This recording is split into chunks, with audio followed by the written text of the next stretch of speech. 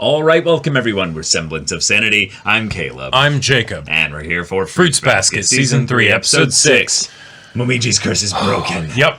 And it's wonderful. And I love it. This is going super well. It's going fantastically.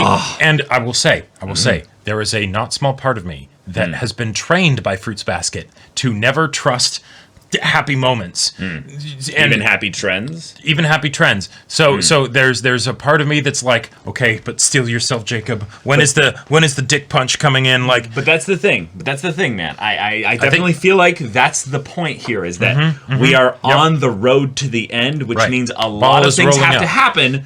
But not just that. We need to resolve these characters and their emotional journeys that they're on. And a lot of characters are in this story. Therefore, we meta-wise have to have more side character happiness before we can go to main plot. Exactly. If Momiji is an example that the curses don't all have to break at the very end, then that means there's a lot of potential triumphs that can happen between now and the end of the show. And I think we mentioned that the one we want next is Kagura, right? I would love to see some Kagura, but really, just about any of the Zodiacs. Yeah, even Hiro, except for maybe Ritsu.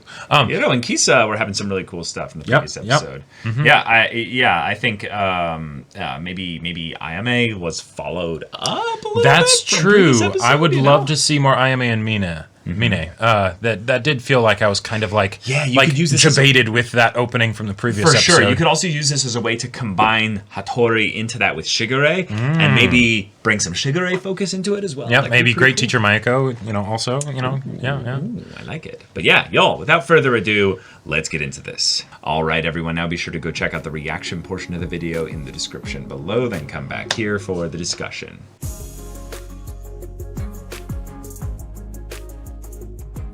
Oh, shit. We got ourselves a full-fledged Fruits Basket episode, and we didn't focus at all on Akito.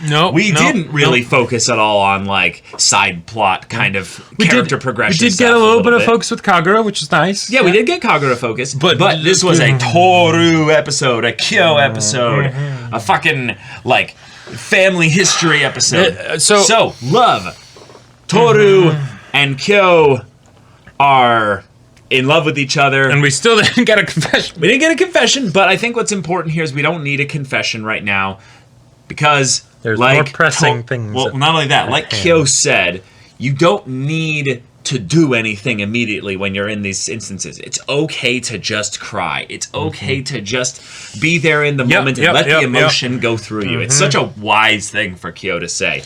Probably something he learned directly from Kazuma, from dealing with a lot of this situations himself. He probably felt like he had to do something, and then Kazuma's like, it's okay. You can just be in this emotion. Just let me hold you. Let me be there for you. It's also almost like a advice to the audience of hey, by the way, You're gonna feel some emotions. You're gonna feel some emotions. It's okay to just sort of let that happen. You don't need to do anything with it right away because Fruits Basket is a show that has a very particular hold on my emotions. Yes. And a lot of the times I don't like it. I'm like, no, I did not give you permission for this. Stop it. It's not a curse, Jacob. Right, it's a blessing. Exactly. Yep. And you just sort of let go of it. Right. Yeah. But I feel like the little traumatized side of Jacob is like, we were right. Because I was like, previous stuff was too happy and everything, and there was a lot of happy stuff that happened this episode, and it was wonderful. It was wonderful. Let's go through the episode. That whammy at the end. Whammy at the end. But okay, start off. Before then, Rin has a haircut, and it looks great. It's awesome. Now she's obviously that was not necessarily entirely her choice of haircut because it seems Akito started it at the very least, but maybe she finished it. Right, exactly. It feels like it's she had the state that she was in after getting rescued and getting out of there and all that stuff, so now it's okay, let's figure out how to make this my own. Yep. Awesome, you go, girl. Cool. Wonderful. Hatsuharu is just bubbling with joy. He's like, oh my god, you can tell by looking at his face. Well, he was literally thinking it rapidly. No, she's so happy. She's so happy. She's blushing. Oh my god, she has a friend. This is so cool. And it's really sweet. Because sometimes when the chaotic extrovert claims the introvert and basically is like, I'm going to shelter you and hold you and protect you and wonderfully love you, the introvert is not necessarily going to make some friends or what have you, so you want them to fly, be free on their own. And exactly. And look at this wonderful, budding friendship, and it's just... And the fact that Kazuma referred to Tohru as one of her friends which could just be that he's assuming. That could totally be it. But it could also be that maybe when Toru wasn't around, right? And Rin was confiding in Kazuma, she referred to Toru as such, but she wouldn't necessarily say that in front of Toru because of that whole thing. No, right? No, not at all. I am all for the tsundere trope in anime, right? It can get on my nerves sometimes. I am loving the stuff that Fruits Basket is doing of the tsundere friendships, where it's the yes, I love you, Baka, but don't want to admit it to your face. I'm not necessarily super comfortable about it. So whatever. All right, so Rin, awesome stuff. Yep. We end up encountering Shigure quite early. Shigure comes over to basically give the by the way, the curse is going to break. And this might actually be the final banquet, specifically. Which, okay, good to know. That's interesting. Yeah. Where we're going to get everybody all together for, one last time. Right. Now, the thing is that you can't necessarily even do that now because certain people might just not show up. Momiji might not be there. Yeah, I mean... that's already now too. The process has been started. Yep. Yeah, so Kureno is obviously around because, Kureno's doing his Kureno thing, yeah. Yeah, but this is now, the ball is rolling... But we need more time. We don't need more time. We need this to move faster because Kyo only has so much time. And the fact that Shigure's mask has now, for the most part, dropped in front of Toru, I really like this here because there was a lot of honest communication that happened this episode that I feel like is really exciting and cool from a storytelling perspective and accelerating the pace of the developments of things. Yep. So Toru hearing this stuff from Shigure, where he's going full bitch mode. He is not letting pretenses be held up. And this was really cool to see because he's right in that, if this is the way things go, eventually we'll all get what we want. This will work out. But no. Too bad for Kyo. No. We need things to move faster, and we would like you to work with us, Shigure. But maybe you know what? You don't get to have access to those emotions and stuff like that. Yeah. That whole thing was just okay. All right. Yeah. Feelings about that. Yeah. But that happened, and it is helpful information. I'm glad that was at the very least passed on. But then we also have this stuff with Kagura, and it is wonderful. I love it so much. Just seeing Kagura and how she's doing now and everything, it's like, I love it. Oh, yeah, that's right. Kagura was much later, actually. Yeah, before we go into that, we bring up a lot of stuff with regards to Kyo, Toru's mom, and even Toru's grandpa. Yep. And the emotions that Toru has been going through and the way that she's kind of emotionally responded to the loss of her mother and her father are unique. And this is something that we're finally getting the most detailed, accurate picture as to what exactly is going on within Toru. So this is a really, really clever thing for your protagonist here. She's the character that's lost her old family and found a new one, right? Yep. So we emotionally resonate with her kind of struggle of going through that process of found family, but also they're not necessarily the easiest family to get along with. Or, having lost, the most amazing mother, but also having this kind of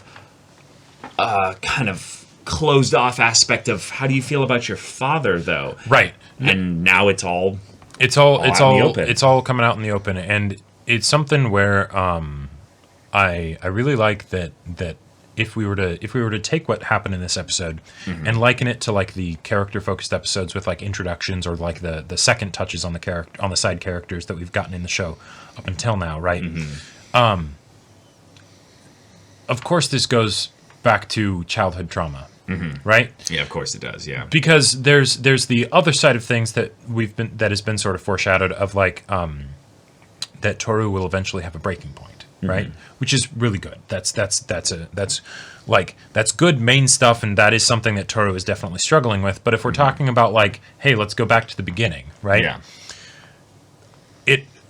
It seems only fitting that it would go back that far, right? Because there's the Tohru needing to understand that there needs to be limitations and boundaries with how she comports herself in this way, right?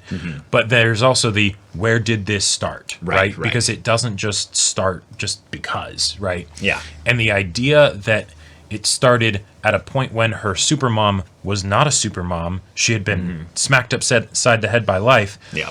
And then you also have the cold, casual words from relatives, which is so disgustingly like fitting that it be something casual and callous like that. Yeah.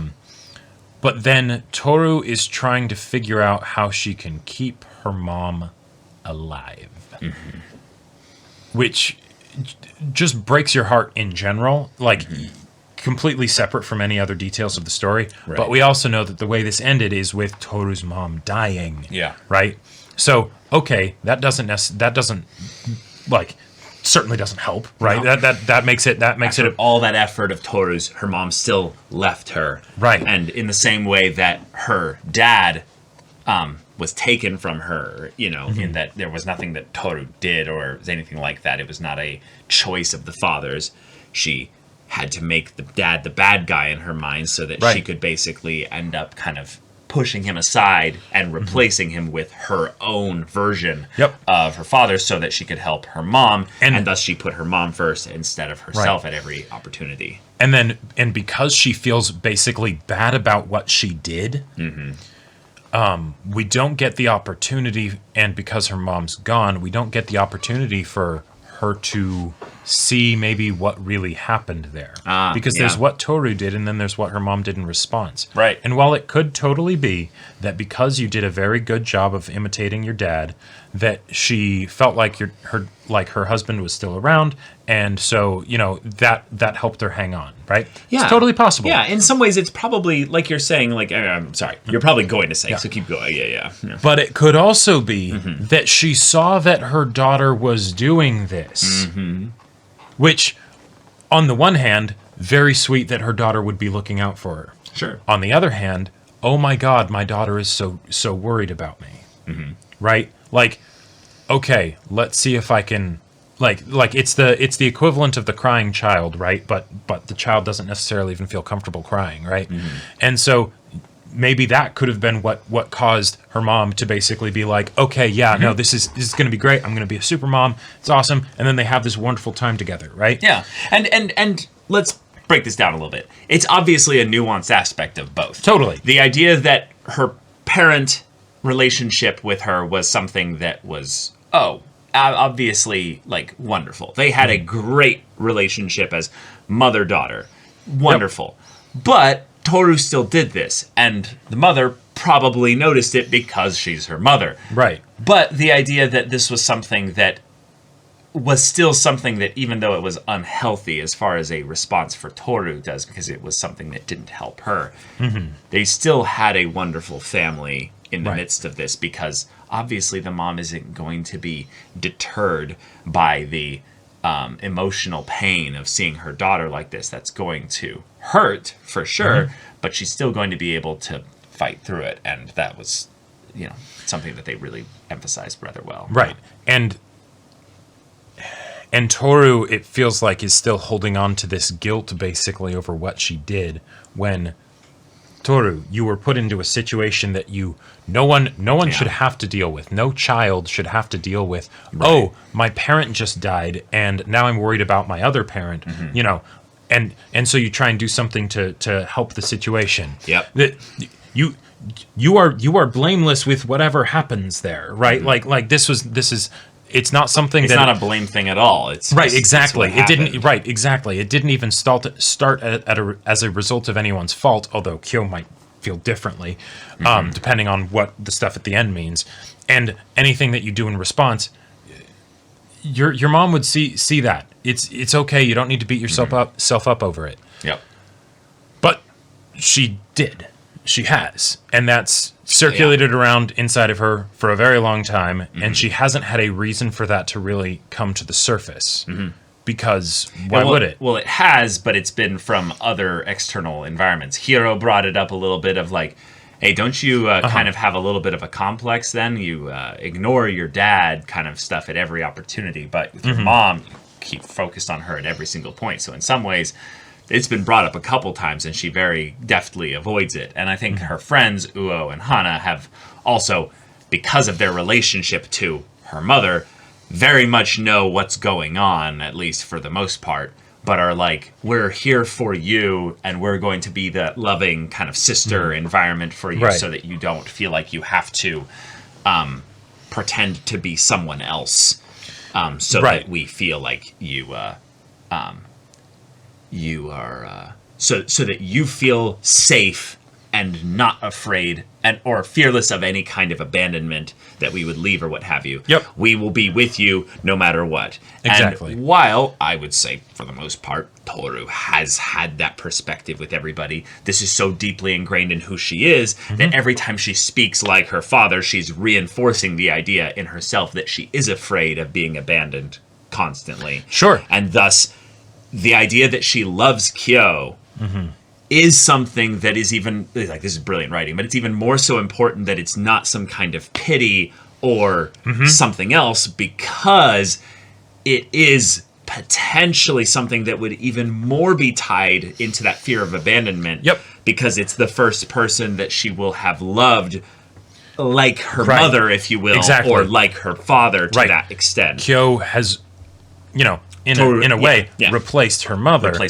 And he is going to be taken away from her as well. Yes. Those one did not beget the other. Right. But it certainly makes it so that now that she's in this situation where the one person that is going to be taken away is also the person that she fell in love with, basically makes it, sets it up to be the worst possible timeline as far as like Toru's emotional health. So the fact that she opens up about this, great, fantastic, good, wonderful, good, amazing people around her to help her with this. Yeah. But then it gets interrupted because there's some new information that is coming to light, potentially on both sides, for Tohru and Kyo, and that's a whole enchilada. Yeah, but and this enchilada is something where we have probably some context clues from previous episodes that we need to go back and check on. But at the very minimum, the vision that we saw of Kyo standing over a bloodied corpse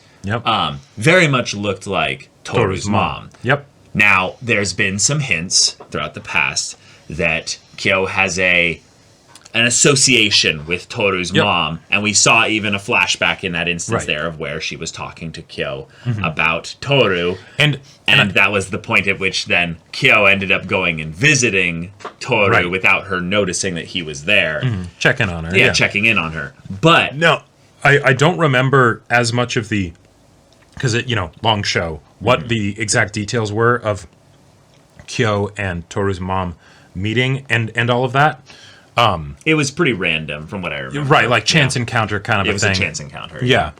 Now, there's a possibility that they're setting up also some twists with Katsuya because of the idea, not that Katsuya is someone important, but the actual father of Toru is not Katsuya, but it's someone potentially connected to the Somas. Or to peel it back a layer, like the image of Katsuya was what caused Kyo to realize something. No. The image of Toru's father. Well, okay. All right. The image of Toru's father, the image of Katsuya. Yeah, it's possible that Katsuya was not actually her dad, because people were saying that she didn't look like him and stuff. And they're intentionally not showing his face. Right. Because it's not Katsuya. I think Toru would know, since Toru remembers Katsuya, if that is, I think that is an image of Katsuya, because she would recognize if it wasn't. I disagree. But okay. Well, that's a potential possibility. But the point is, the face of the person in that picture was someone that basically sparked some new progression of things. Yeah, it was enough to to bring it up into his memory. Which means that the show hiding that person's face from us was not just they're not a character, they're not going to be a character in the story, so let's not let's make sure that that's known, we're not going to focus on him like we did with Toru's mom and stuff. Is not the case. It's actually because they are important, and some people might recognize them. In fact, maybe us, the audience, would recognize them. For sure. So and I have two theories with this. One is that this is Akito's father. They are setting up Akito's father for development in other plot lines right now. Okay. There has been a very, very obvious thematic paralleling with Toru and Akito. They are dual yin-yang aspects of this whole dynamic here. And it would make it very powerful if they ended up being half-sisters.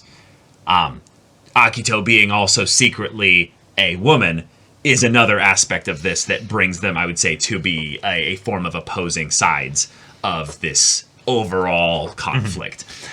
We are building up also another house, if you will, centered around Toru in a lot of ways. So there's another little parallel there that's rather interesting. This also sets up a potential interesting thing as to why maybe there was some shenanigans surrounding the hat encounter that spilled out into being something more than just people were interacting with Toru in a way that shouldn't have been a certain way. And that also could be where we got the sniff of some Hattori stuff involved in this way earlier. Right, even though it ended up just being childhood memories, you forget things, right? Right. And so something that I want to bring up to sort of get your thoughts on and get a bit clearer in my head in order to go into that other stuff is Kyo's connection to Toru's mom. He doesn't like going to her grave with the rest of them. He seems to feel guilty about her dying, and given that flash that we had, it makes sense that it could be something where he inadvertently caused it. Cat, Right. The cat monster directly did something, or like he freaked out a driver that then hit her, or any number of things. It doesn't have to be him directly pawing her and killing her. Right. But that is a thing that would if that is true, if that did happen, that is dramatically going to change and complicate the interactions between Toru and Kyo. Yes. The revelation of that will also complicate things further, right? If Toru ever becomes aware of that. Given that we already have one steaming doozy of a potential reveal in that, between Kyo and Toru, what would the picture be? Because I feel like it could easily get into something where it could be like too many reveals, too many new bits of information, and yet it was the picture of her father that is what caused this to happen. And if that was, why would, even if Kyo knew Toru's mom, why would he know Toru's dad unless Toru's dad was connected to the Somas? Yeah, exactly. Yeah. My theories are both involving the reveal here being that it's Akito's father that is Toru's father. But the other side of this is basically that this was something of where Akito, in his frustration, tried to lash out at this person, Akito's father, and ended up indirectly causing Toru's mom's death. Right, because if Toru's if Toru's dad isn't Katsuya, right, and that's who's in the picture, and Toru doesn't realize that it's not Katsuya. Okay. Right. Well, I don't think it's important as to whether or not it doesn't matter what Toru knows right now. It doesn't matter whether Toru has the kept the secret all along of, my mom didn't have me with Katsuya. She had me with some other guy, basically. It doesn't matter whether or not Toru knows that, I would say, at this point. Sure, but as far as which one it is, regardless of whether Toru knows that. Yeah. Whether or not Katsuya is her dad, that's... Do you think what are you thinking? Do you think Katsuya is her dad or no? No, I've said it twice. I don't believe that Katsuya is her father. under any semblance of this, it doesn't make sense to do an anti-reveal that in the image is Katsuya. Well, okay. So I'm okay. I guess this is why I'm feeling like what Tohru knows is important here, is that Tohru has this picture. She didn't think anything of the picture, right? Kyo did, right? Mm-hmm. So it's someone that from Toru's perspective, she knows who this is, right? Mm-hmm. And I would think that she would think this is Katsuya. Okay, so that's the thing where I think that if it isn't Katsuya, I feel like she would know because that she has memories of Katsuya. She's seen this picture, you know. Yeah, I feel like the thing that we might be assuming here a little bit is that she actually knows what Katsuya looks like. Well, she remembered him enough to remember how he spoke, so I would think that if she had a picture of him, she would know whether it was him or not, right? But that's the thing. I don't think that it's important whether or not she is in the, oh, this is my father. She didn't say this is Katsuya. She said this is my father, and this is a secret picture that she's kept behind there. No, right. But I don't see... Okay, if she knows that this person is her father, and it's not Katsuya, then she would not believe that Katsuya is her father. I'm still like so when okay all right see, like there's a difference before between we hold on, like, okay. I think you're missing my point here, is that Katsuya is her mom's husband. That doesn't mean that Katsuya is her father, right? Well, of course, right. So that's all I'm saying, right? But if Tohru, okay, all right. Before we get further into this, the way that the information was portrayed in this episode at the end was intentionally concealing things, right? Where it's the shit's going down, we don't necessarily know what it is. This is probably something where it's going to be gotten into definitely in a future episode, maybe in just the very next episode. But for, our purposes, wanting to figure things out, as soon as possible, because, it feels like the information's all here. We go into it in detail. So, regardless, yes, it is totally possible for Katsuya to not be Toru's dad, right? It is totally possible that her mom had Tohru with someone else. Or are you saying that Katsuya just has always been, like, for instance, Akito's father? Potentially, or whoever he is that Kyo recognizes, right? Yeah. Because Tohru would recognize if the person that she remembers that is Katsuya, if she refers to Katsuya as her dad, right? And she has a picture that's actually her dad, but it's not Katsuya, she'd be able to tell. Even if she has done a lot to sort of forget Katsuya, if she's looking at a picture, she'll be able to know if this is someone that she's seen before or not. Especially if she was able to replicate the way he spoke in order to keep her mom healthy, right? Sure. So, given that, we can then know that this is someone that the person in the picture Kyo recognizes, but Tohru would never have seen them in another context. Yeah. Whatever the context is that Kyo recognizes them for, Tohru does not. And then as if taking that, then we try and figure out who it might be. I think Akito's dad is a very good potential option.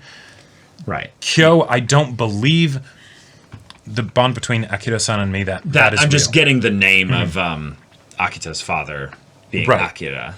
And right. So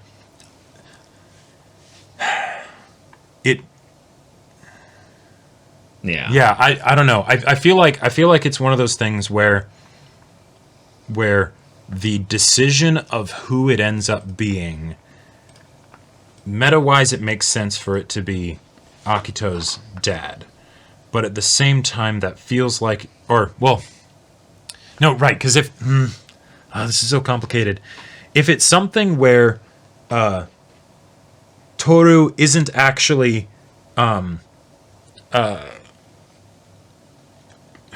whatever the dad's name was that was talked about in the at the funeral and everything, and the people are like, oh, she doesn't look anything like Katsuya. Thank you. Yeah.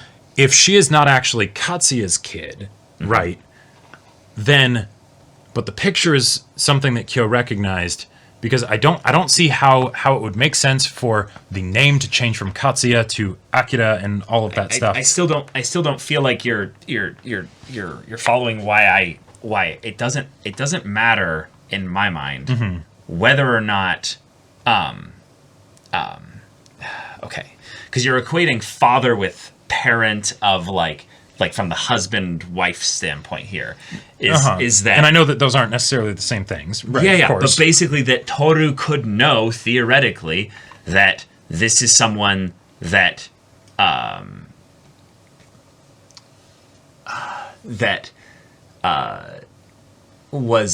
not Katsuya. Was not Katsuya, but was her father, basically. Right, and I don't believe that she has that information.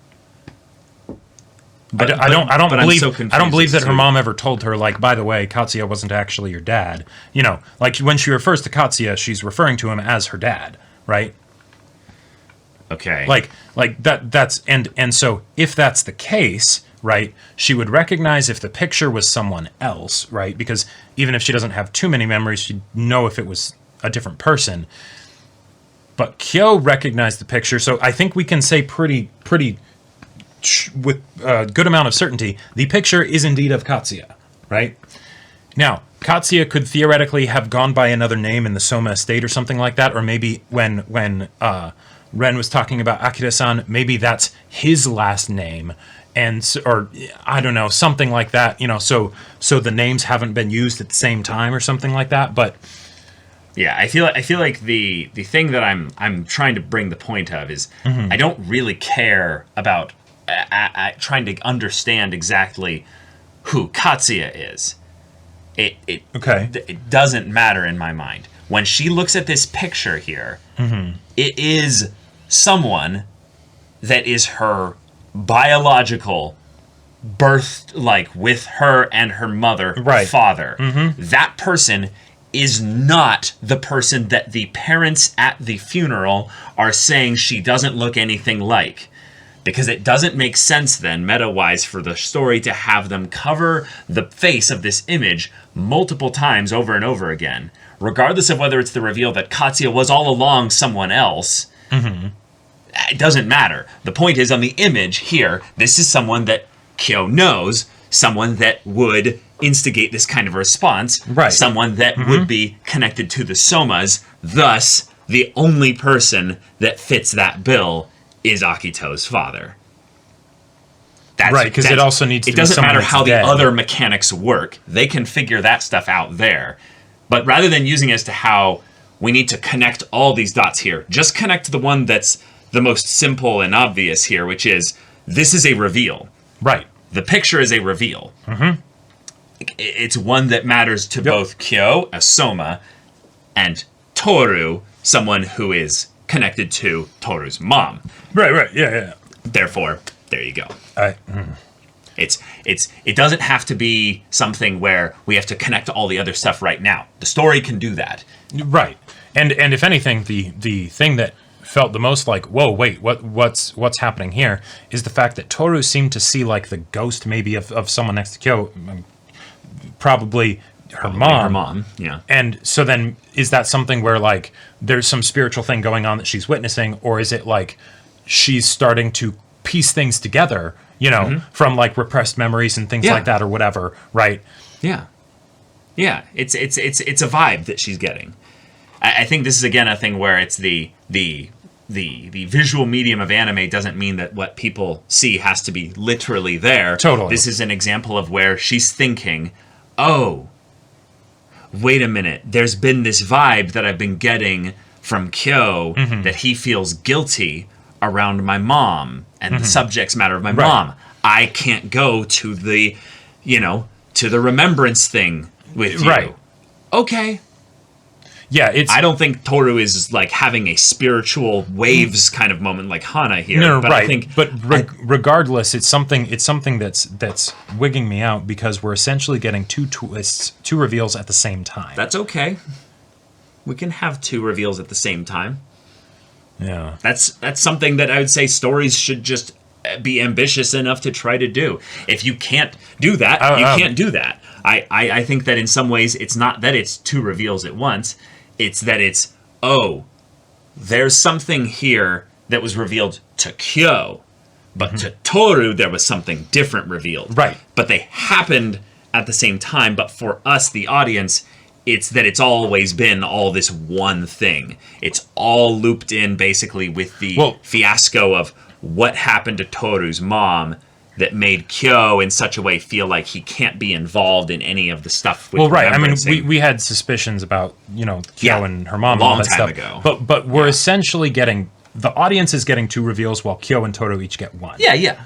And that's just a lot. So my mind is kind of full of fuck. Yeah, exactly. Yeah, that's okay. That doesn't, I don't like that being used as a thing to be like why it has to be just one reveal because it's harder for. Okay. Sorry. Okay. What are you trying to? I'm confused. Sorry. There are. I'm trying to understand the stuff that you're saying because they're definitely doing an additional reveal, right? There's the Tohru reveal, and then there's the Kyo reveal, right? The Kyo reveal doesn't. I'm trying to think through all of the different like technical things that would need to happen in order for something like that to occur. We don't know what the full ramifications of that are yet, and in some ways that's okay. The part that we do know, though, that is being more or less, I would say, obviously revealed is that he feels responsible, and we were right that there was something involved with how Tohru's mom died that involved him. He had a repressed memory, or he had something that might have been Hattori'd or what have you. Right. That now he's like, oh shit, because of this image, I've now remembered that, regardless of what the image actually shows here. Oh yeah, no, that was the other thing that wigged me out. When he sees the image of Tohru's father, then he gets triggered about Tohru's mom's death, but Tohru's father died long before Tohru's mom died. So yes, exactly. That's why it's not Katsuya. If that makes sense. I don't track with that. But what is the connection point for Kyo other than the fact that they're both Tohru's parents? Like it feels like something where they would need to be tied to the event that took place, not just the fact that they're both close to Tohru and he's in love with Tohru. I mean, I guess we'll see. Work, but we'll see. Yeah. I feel like I'm just trying to keep it as simple as possible in terms of explanation as to what's on the picture. As to how it's all connected, no, I don't think we can really determine that at this point. There's probably a couple hints and stuff, but like I said, we'd have to go back and check a whole bunch of other context clues to bring that up, and that's okay. Yeah, we'll get that in the future exactly. bits of the show, but okay, this was... Yeah, mine is full of fuck. We came really close to a Tohru Kyo confession. It didn't happen because there was something else that emotional damage. There was something else that needed to be processed through, and that was the fact that Tohru is going through this realization with Kyo of how she's been coping with this whole thing up until now, and now that she's been able to be free enough to talk about it, okay. That's good. And then only other thing that just we didn't talk about this, but Kagura was fantastic this episode. Yeah, Kagura got to express her feelings to Tohru, tell her you should be telling him that, right? Which, and also process wonderful. her own feelings with Kazuma, which was awesome. All right. Okay. I need to go sleep. De-stress. This was quite the episode. But y'all, thank you so much for watching this episode's reaction and discussion. If you want to see the next episode's reaction and discussion right now, though, go check out the link in the description below for our Patreon. You can get an early access there. You can watch full-length timer reactions there, and all this comes with Discord access, so you can chat with us in the community there about this show, about anime in general, and also be sure to check out our Twitch channel. We stream every weekday. The info's in the description. Yeah, so if any of that interests you, we'll see you there. But until then, we're Semblance of Sanity. I'm Caleb. I'm Jacob. And we'll see you all next time.